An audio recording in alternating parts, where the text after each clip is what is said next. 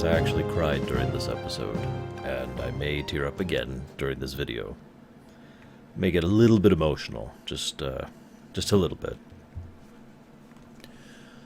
Let's start at the beginning. I love the intro. It's a really long teaser, a couple minutes actually, but I love it because it's the Neelix that Neelix should have been. That Neelix, my Neelix, as I like to call it, is. It is the Neelix that is helpful. In fact, I put notes here. It is the helpful Neelix, the useful Neelix, the Neelix who wants to and succeeds at taking care of others, who has become assimilated into this family unit that is Voyager. I'll talk more about that in a minute, but I just love that it showed that he was actually appreciated. They weren't always just cracking jokes at, your cooking's bad, you're cooking bad. I think I made it clear back in Season 1 and 2 how much I frickin' hated that ongoing joke about, Neelix's cooking is totally terrible. I like how they actually appreciated him and valued him as a valuable member of the crew. Chakotay has a line much later about how even seven actually noted that Neelix was a valuable member of the crew and therefore was worth expending resources on saving. There's no way I can talk about this episode without spoiling things. I know that sounds like weirdness, okay? Spoiling for a Voyager episode. But I'm just going to say this right up front. As I've been going throughout this whole series, across the last 2 years, I think I've been doing this now, a while, I've been taking notes on the side. I've still got the pad. It's like my old, it's all beat up and rusted because it's so old, but I've been taking notes on this pad, whoops, right here, of episodes because I knew towards the end of this, all the way back then, and I still planning to do this, I was going to do a kind of a top and bottom of Voyager thing. I'll be doing this with all my television ruminations. And so I'm taking note of episodes because I could do that before, but I'd rather do that after I've rewatched them with analysis mode full on. You'll also remember that early on I had another feature as part of my Voyager thing of what I felt of it now versus how I felt of it then, which was dropped because it felt kind of redundant and unnecessary and nobody liked it, so it was ejected as part of the show.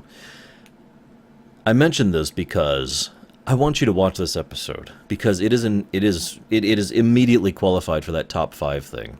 This was a good episode by my memory, but rewatching it with analysis mode on, oh my god. This is a contender for my favorite Voyager episode. Now I say that with just a little bit of cringing because I just can't, I'm so picturing so many people are going to watch this and be like, huh? Why do you like this episode? Or I'm picturing people who have watched Voyager and going to say, this episode was terrible. What's wrong with you, r/Lorerunner? We'll see, I guess. But I do mean that recommendation sincerely. This is your chance to pause the movie and go watch it. It's okay. I'll wait. I'll be here. Okay, let's move on.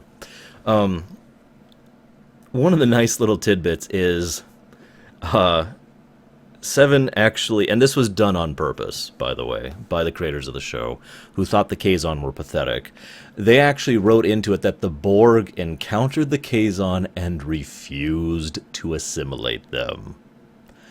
In the realm of Star Trek, I'm not actually sure there is something more insulting than the Borg looking at you and saying, no, we're not going to assimilate you. Yeah, that's the Kazon for you right there. Now, I want to talk really briefly, and I do mean very briefly, because I got a lot to talk about the episode proper, about the original storyline for this episode. It actually went through like 3 drafts, which is why I'm only going to share this one with you, because the original draft was completely unrelated to this and had to do with like a person who enjoyed death and so kept tricking the Doctor into killing him. It was just kind of creepy.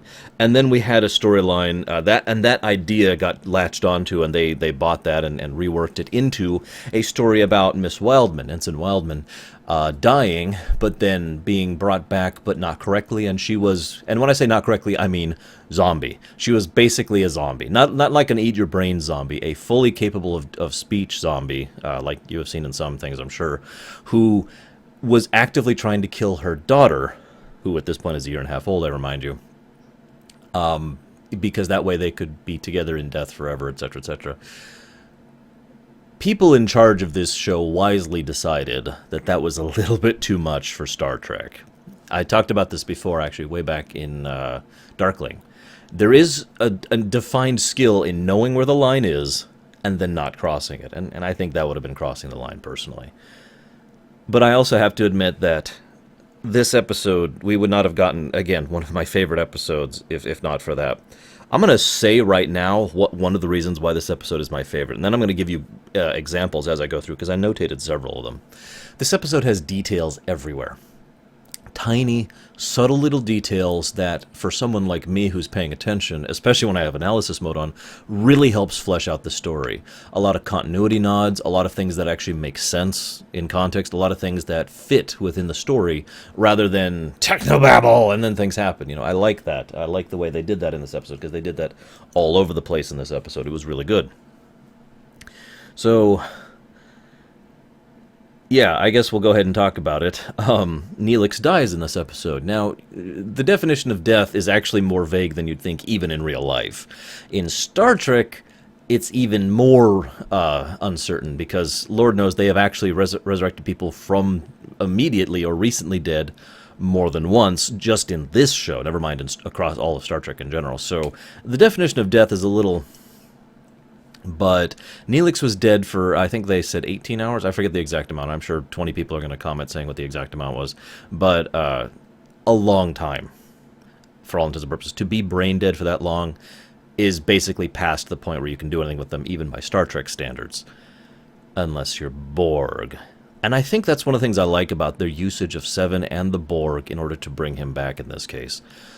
Because of all the things, that's one I could just swallow immediately and without question. It makes so much sense in context. We've already seen that the Borg can regenerate drones and their ships way past the point where they should be able to. We've also actually seen them literally animate dead tissue before, effectively Borg zombies.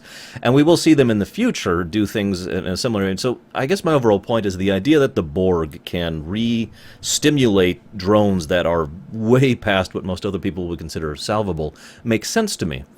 It makes sense especially because it is still limited and finite. This is a critically important thing. If the Borg could just cure death, then that doesn't really make sense. The Borg should always win, and the moment the Voyager crew has access to this, they should always win. The Borg cannot cure death. They make a specific point, and this is one of those detail things, they make a specific point of mentioning they can only salvage drones up to a certain point at the absolute maximum, 72 hours, I remember that. And they can only salvage them if some of their neural tissue or some of their processes and synapses are above a certain level of acceptable activity still, right? In other words, and when they actually do this procedure to bring Neelix back, by the way, spoiler, Neelix dies, when they do this procedure to bring Neelix back, it's still a barely situation that only semi-worked and might not have worked had they not specifically tailored this situation to him, and even then he was not perfectly fine. As shown in the later in the episode, he actually basically has a relapse of death. But again, that makes sense because he is effectively being sustained by nanoprobes or nanites within him, which are then trying to get it to his cells, can then start sustaining themselves. So this is not a quick and easy fix, and it's not something you can just do any time. So it helps to explain why they don't just use this on every other crew member who dies from this point on. That being said, there are a few times when I think a crew member died and they could have actually used this method to save them, but whatever. We'll talk about that later.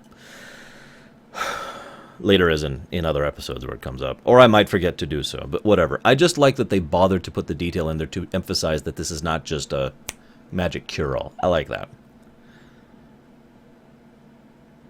One other little detail I want to mention, though. During the scene while they're resurrecting him, they make it a point of referring to his lung. Singular. Again, it's a tiny little detail, but I like that it's there. Because for those of you who remember, Neelix only has one lung. Kes took his other lung. No, I'm sorry, I'm saying that the wrong way around. Kes took his lung. No, he offered his lung. Or sorry, he was offered his lung. God, I'm getting the directions wrong. He was offered a lung from Kes. He actually has Kes's lung in him. So he is actually only operating on one lung. I know it's a tiny little detail, but I love it when they bother to put the attention into detail like that. So, Threshold, I want to talk to you for a moment. Come here, Threshold. Get out of the corner. Go ahead, take the dunce. No, take the dunce head off. Threshold. Threshold, no. The dunce hat is not a urinal. You know what? Stay over there, Threshold. Threshold, I just want to say something to you. This is how you make a character death happen, and even make it happen early in the episode, by the way, just like Threshold did, and make it actually relevant, because what they did was they made the death matter to the overall point of the episode. As weird as this sounds, the point is not that Neelix died, the drama is not that Neelix died, and then he came back destroying the drama. The point is, he died and came back. The drama comes from him coming back, not from him dying. It's a unique situation. In fact, I'm actually having trouble coming up with any other Star Trek episode that has really done a good job of this ideal. One could argue that Coda tried, and I would argue stringently against that. By the way, Coda is in the list for my worst episodes as we're going through this, but whatever. Seriously, though, the whole point of this episode is that Neelix came back. I'll talk more about that as we go through here. Another little detail thing. Neelix actually turns to Seven and says thank you, and Seven says, I would have done it for the same for any other member of the crew. Pause. But you are welcome. Little detail. Nice little showing that she is slowly starting to evolve and grow in her character. And again, I like little details, and it's also a callback to, I forget the name of the episode, forgive me, it was a recent one. Day of Honor, where she learned to say, you are welcome, that kind of a thing. Ethan Phillips. I've every now and again, I've never actually had one of my viewers challenge me on this, but I've discussed Voyager with a lot of people before I started doing a television show on it, or a YouTube show on it, excuse me. And I've had a lot of people challenge me on certain things. They look at me and say, I say things like, Robert Beltran is a good actor, Ethan Phillips is a good actor, Garrett Wang is a good actor, and they look at me like, you're crazy! They don't do jack! And so I always had to go out, and this is one of the reasons I have some of these memorized to this day. I'd go out and be like, well, what about this episode? Well, what about this episode? And they look at it and be like, well, they were good there. And I was like, yes! When they are allowed to be good, when they have good directing, good script, when the pieces fit together and they do something with the characters, something amazing happens. But Ethan Phillips, of that list of people, Robert Beltran isn't bad and Garrett Wang isn't bad. Both of them are decent actors, but Ethan Phillips is a genuinely talented actor. I want to diverge for just a moment, because Ethan Phillips was originally brought onto the show to be Quark. No, I don't mean literally Quark. I mean, he was going to play Quark 2. That was what Neelix was originally designed to be. The problem with that, well, there's a billion problems with that, but the biggest problem with that is the fact that the writers who developed Quark bothered to make him a character who reacts differently based on different stimuli. Now, I know that sounds weird, but that is actually what being a character, being a person, tends to be about. Just because I like kittens does not mean I will always approach any kitten-related scenario in one direct path. That's what a caricature does, and that's what a lot of writers do. A character will always act according to this stringent thing, because it is actually, and I'm not necessarily blaming either, because it is actually difficult to write a full fleshed out character. One of my favorite examples of this, if I can diverge even further, I forget the name of the episode. I think it's the episode Jem'Hadar, but it's the episode where the Jem'Hadar are introduced over in DS9. And Quark, you start off the episode thinking that he's going to be, comic relief, zany, and then it switches over from that, and Quark actually starts getting upset at Sisko's attitude towards him and starts actually hitting him with some genuine points about the situation. And then he gets into the thing and he freaks out completely because Quark really is not fully prepared to deal with that situation, but, and this is the wonderful subtlety of that performance, and this is what I'm talking about here, Quark is sufficiently intelligent enough to portray his genuine fear more strongly than it actually is, so that people underestimate him, which eventually helps lead to their actual release from the situation, unlocking the collar, getting that feeling, etc. And then, again, showing that intellect that's under Quark's surface there. When he discovers the big secret, which I will not spoil here for anybody who hasn't seen DS9 or this episode, but when he discovers the big secret, he doesn't announce it, he doesn't confront people right up front, he doesn't say, ha-ha! He pulls Sisko aside quietly and says, we need to talk, because he understands fully the implications of what he's saying. That's why Quark is such an amazing character. Admittedly, Armin Shimmerman helps tremendously, But again, Ethan Phillips could portray that role just as well, which brings me back to my point. The writers of Voyager had no idea how to do that kind of character. And the main reason, and I don't think I've ever fully talked about this before, so forgive me for really talking about Neelix here, but the main reason is, of the 3 head writers who are doing Voyager, especially in Season 1 and 2, all of them had a different perspective on what Neelix should be. This is why we kept getting the Neelix is a bad cook. This is why we kept getting Neelix knows everything about everything. And then this is also why we got Neelix not knowing anything about anything. It was a different bounce back in perspective of the 3 things. So, they wanted him to be comic relief, an aid, a guide to the Delta Quadrant, or another form of comic relief in that he was comically inept. Different kind of thing. None of those are really a character, though. In Fair Trade, arguably for one of the first times, we actually got to see Neelix. I know we actually got to see him in Jetrel as well. But it was one of the first episodes where they actually got to show Neelix. It's one of the reasons I liked Fair Trade so much. And Ethan Phillips acted his heart out on that episode. By the way, Ethan Phillips went on record several times saying that this is among his favorite episodes of Voyager, and I can see why. Moving on. So this episode finally takes Neelix and actually pushes him into a character role. And I love that. He reacts differently based on different stimuli. Sometimes he does the thing where it's actually kind of similar to Quark. Funny to think about it. He does that thing where he kind of jokes it off or just tries to make it look like it's not a non-issue or whatever. When you could see in the way his ways portrays it that he's actually bothered by whatever's going on, or he's trying not to be bothered by whatever's going on. And we actually see him when he finally loses his temper to the point where he can't actually deal with what's happening to him. When he has a genuine mental breakdown, we get to see him. We get to see Neelix with genuine sincerity and warmth and love say goodbye to people because he's about to kill himself. We get to see that in this episode. And Ethan Phillips knocks it right out of the ballpark. For those of you who don't see baseball, he does a great job of it, okay? He does an amazing job of it. I got to mention this now, even though I actually have the note further down.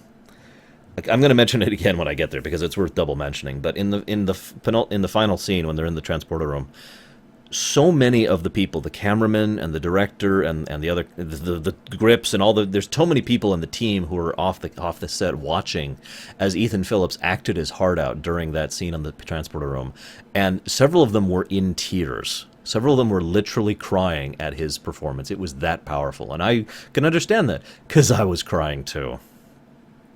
But I'll get to that. But getting back to my point, Ethan Phillips has a quote that really struck home for me. The way he says this line is chilling. I died, and there was nothing.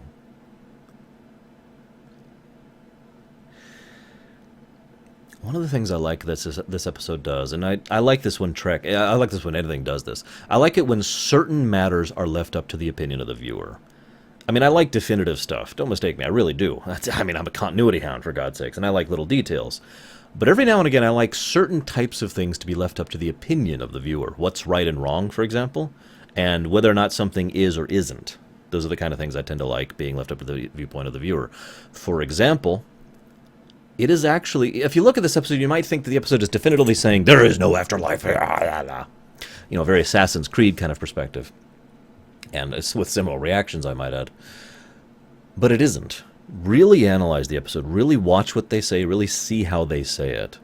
It is very clear, at least from my perspective, that the episode at no point says the afterlife doesn't exist. It is very easy to presume, under certain circumstances, that Neelix simply did not go on to this new afterlife because he wasn't actually going to die. Or that he did, but when his body was resurrected, he did not retain any memories of being there, right? It's not hard to assume such a thing. Chakotay himself makes some really great points, too. Neelix goes through this big thing where all his subconscious is telling him to die, and yet Chakotay tells him, that's just one interpretation. You're just taking the first initial interpretation of one thing. And I love how Chakotay makes a great point. Well, I'm not really big on Vision Quest or Spirit Quest here in real life. If that was a thing, if that was an actual thing I could do, I admit that if I got one vision thing and interpreted it one way and then decided to act on that, that would be incredibly foolish.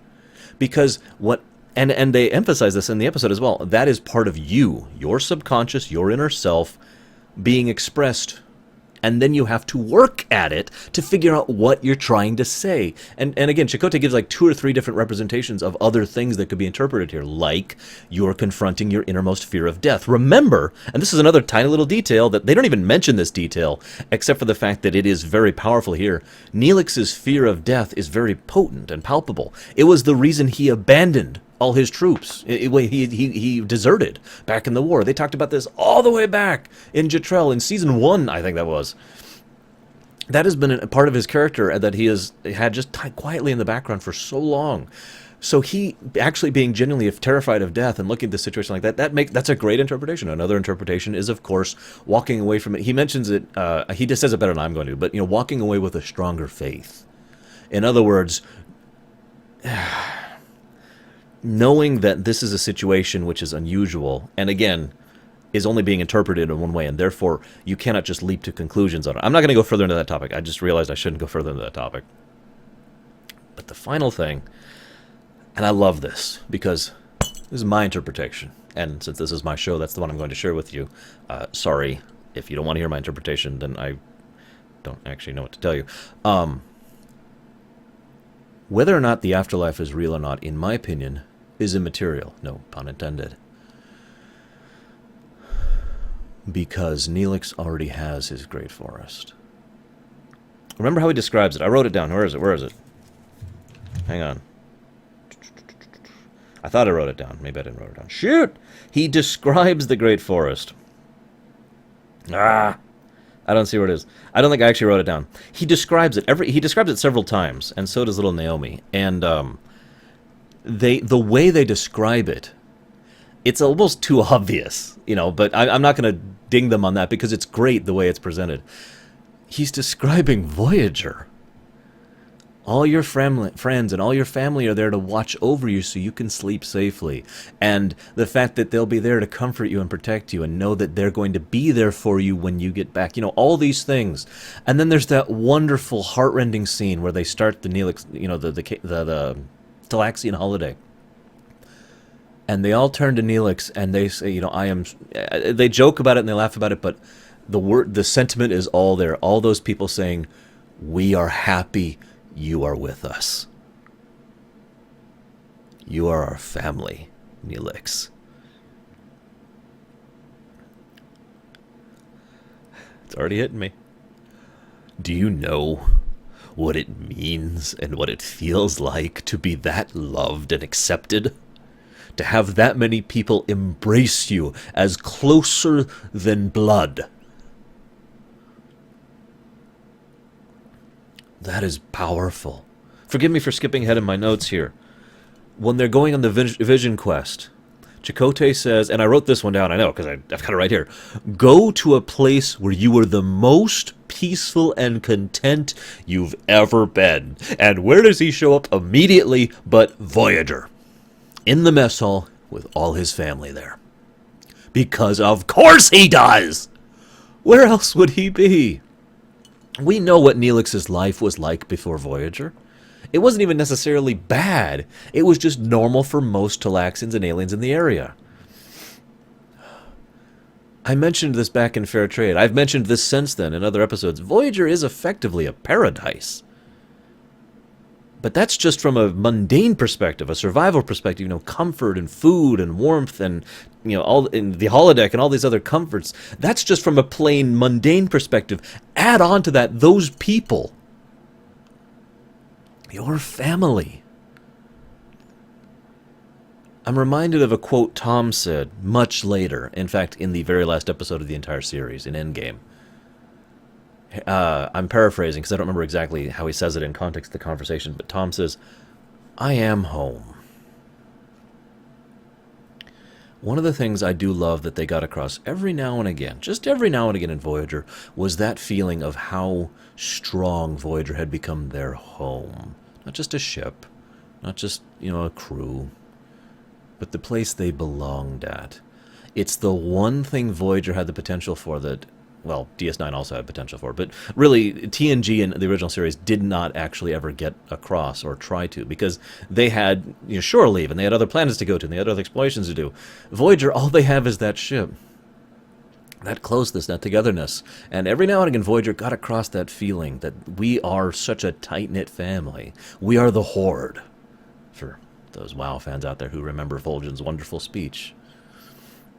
I love that.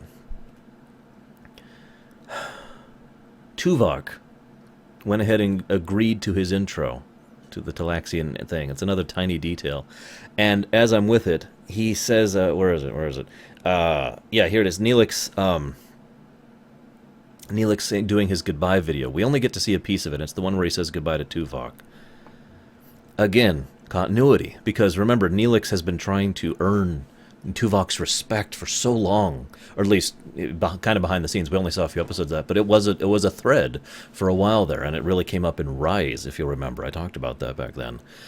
I love how Tuvok's agreeing to do that intro shows that Tuvok has, in his own wonderfully Vulcan way, grown to respect Neelix. I love that. And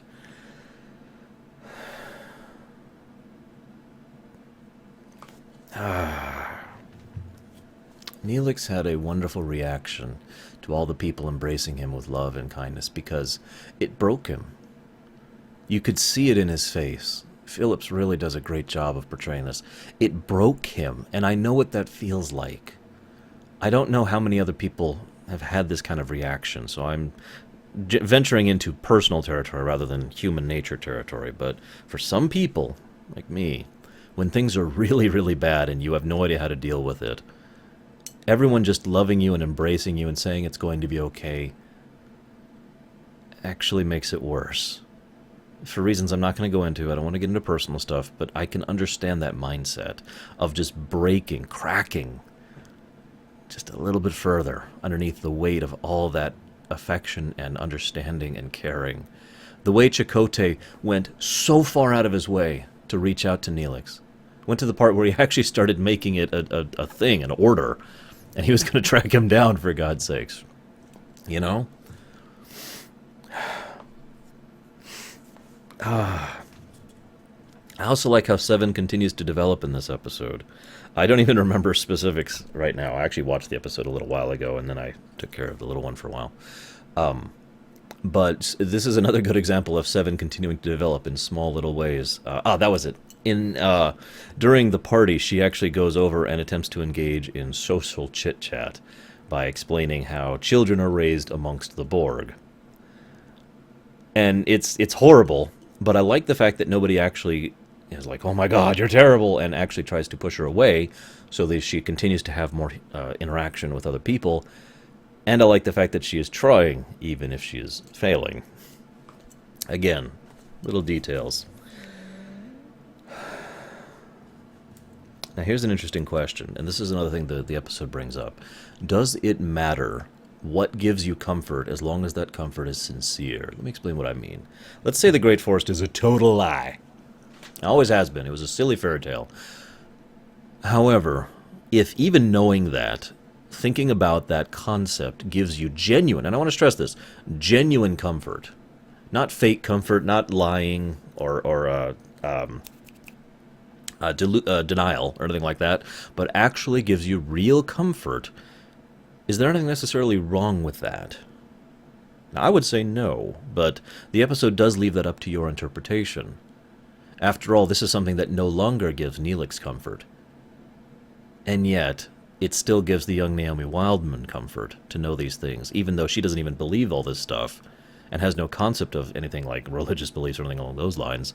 Simply the thought of a great place where all her friends are there to take care of her and protect her gave her comfort.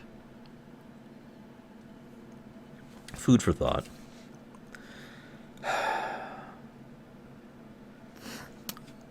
I like that Neelix's breakdown, his real breakdown, was with Seven. I forget, I wrote it down in a haste, so I don't actually have the exact line, but one of the things he says is that what I'm doing? Living. I mention this because if you've noticed, for the last several episodes, there's been an undercurrent theme, which will finally pay off in the future Voyager episode. I swear, we'll get there. Of survival versus living. I myself have talked about this extensively. I'm not going to cover the whole topic again. But the theme is touched on again. Neelix does not believe he is living anymore. He is so distraught, so broken, that he actually feels he is surviving now. That he was brought back to survive rather than to live. And the thought of that and how broken he has already become emotionally and mentally literally sends him into conniptions.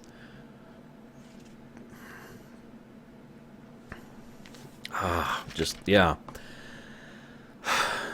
Another little tiny detail. The Akuna comes back, which I don't believe Chakotay has used since, like, Season 2. But the fact that it's still there and the fact that he still uses it, even uses the same style of method of doing it, again, tiny details. They're all over the place. Speaking of tiny details, the other one I missed, it's actually up here in my notes. Naomi Wildman is, in her own way, a tiny detail. She will actually become a semi-regular recurring character on the show in the future, but they go out of their way, and again, this is what I mean by the tiny details. They go out of the way to have a tiny little line between her mother and the doctor, talking about how she's been growing at an accelerated rate to explain why she is as she is, despite the fact that she's supposed to be much younger, and the fact we haven't actually seen her prior to now. So, again, little details, loving it.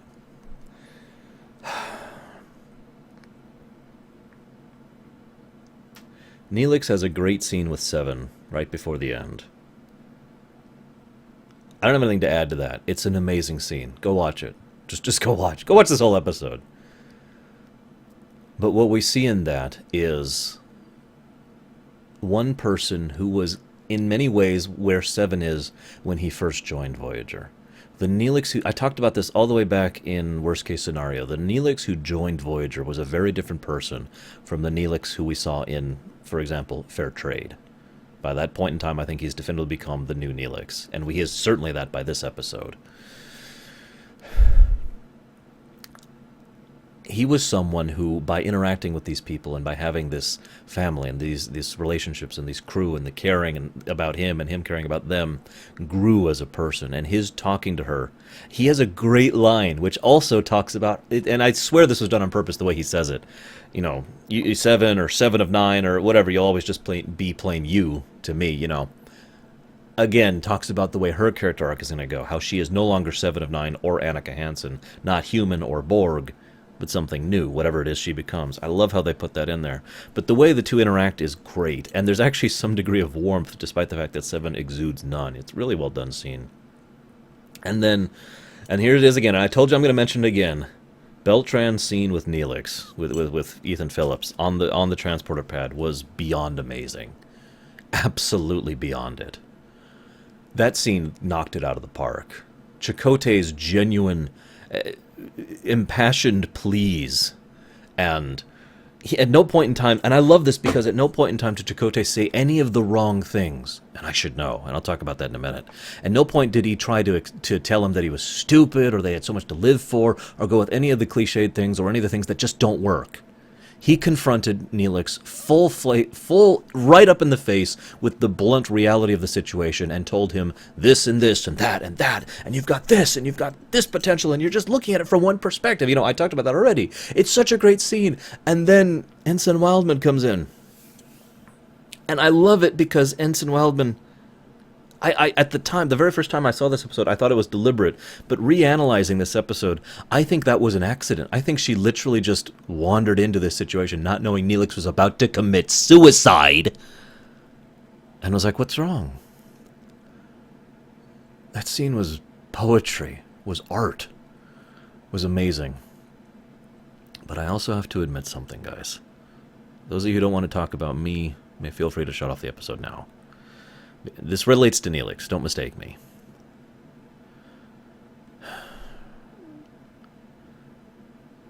Part of the reason this episode speaks to me so much is because... Okay, let me start over. good quality episodes have to be, the good quality episodes are good quality episodes. That's easy to define. But an episode that is on the top of the cream. I talked about this when I was doing my top 10 games recently, and my top 28 games. Something that is that high on the list has to do something more, something intelligible, something insubstantial, something that just reaches to me, or makes me feel, or has some significance or connection to me, right?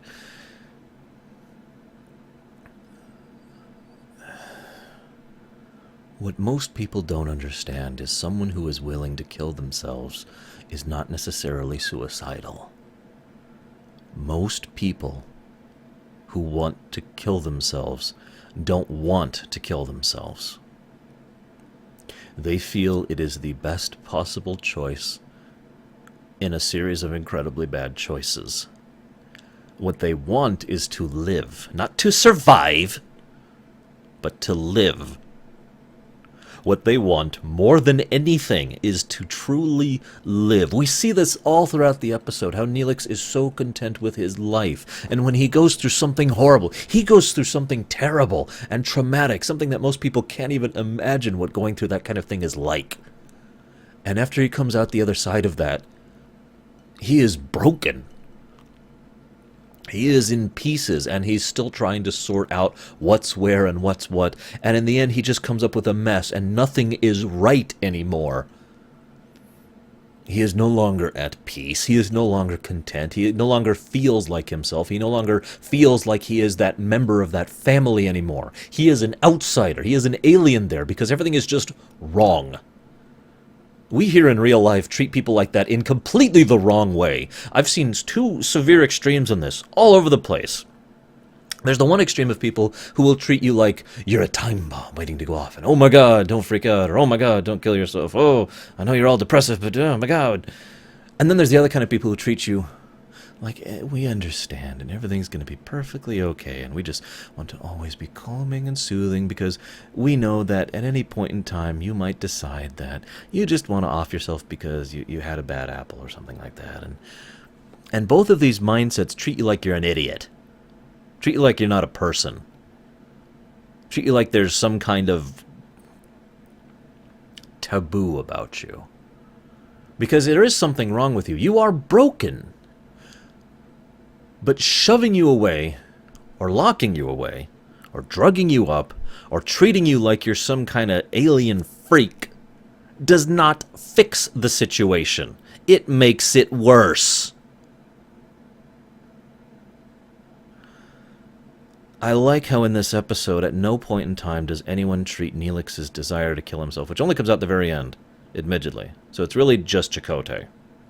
But I like how at no point in time does Chakotay treat Neelix like he's a freak. Or like there's something, diseased about him. Like it's something infectious and you just don't want to be around it. I like how he treats him like a human being. Instead of actually putting him on some kind of pedestal as some kind of display case thing.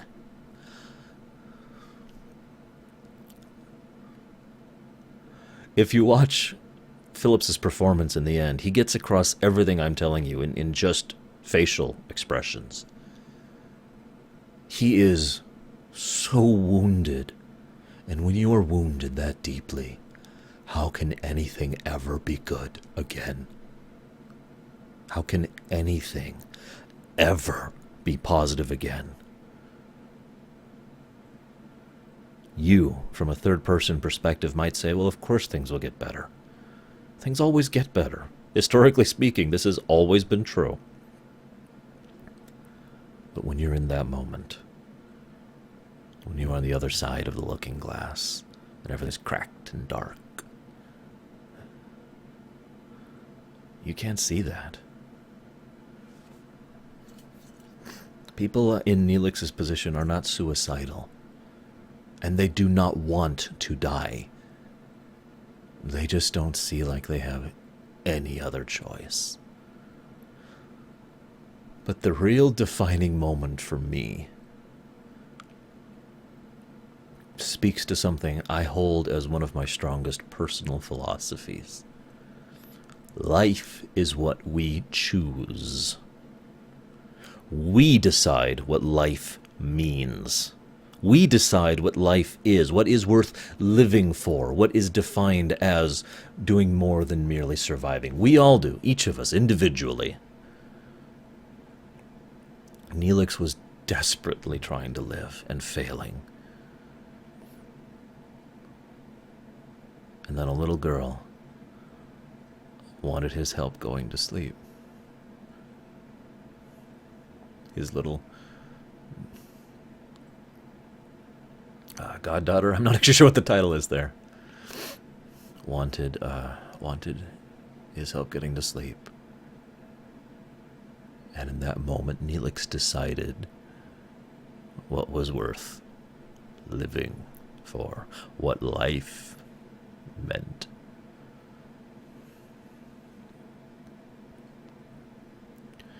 My only regret is that this did not change Neelix's character in the long term, because this will basically never be touched again. It's the same thing as back in real life. Huge, traumatic, awesome episode that then never matters ever again. Whatever. I apologize for my vulgarity. That's twice this damn series has made me cuss. I will see you at the next episode. A little less emotional of episode, if memory serves. So, have a good one.